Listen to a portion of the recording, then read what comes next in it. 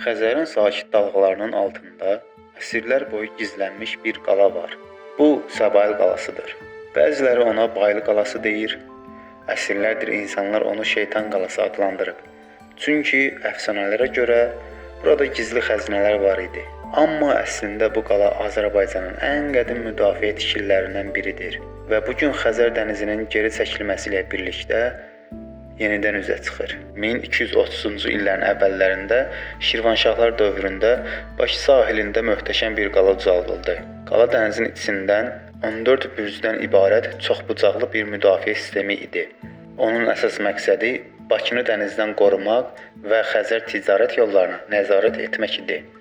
Divarın üzərində ərəbcə yazılar, daşdan yonulmuş fiqurlar vardı.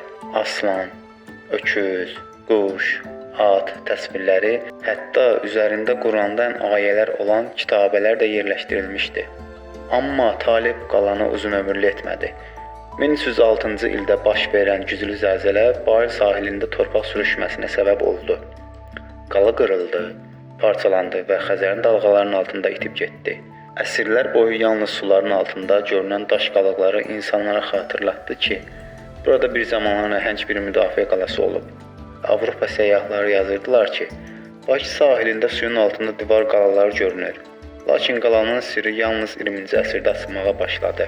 1939 və 1969-cu illərdə Sovet arxeoloqları dalğıcıların köməyi ilə burada təhqiqat apardı.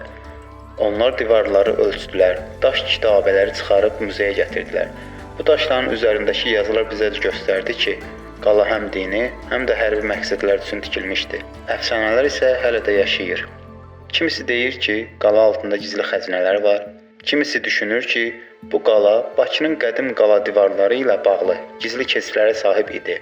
Bu gün qala artıq dağılıb, onun yalnız daş parçaları qalıb. Amma Xəzər dənizi çəkildikcə divarların bəzi hissələri yenidən gün üzünə çıxır. Bir tərəfdən bu, tariximizin yenidən araşdırılması üçün çox böyük bir fürsətdir. Amma digər tərəfdən isə Xəzərin quruması ekoloji fəlakətin xəbərçisidir. Səbail qalası bizə həm keçmişimizi xatırladır, həm də gələcəyimiz üçün xəbərdarlıq edir.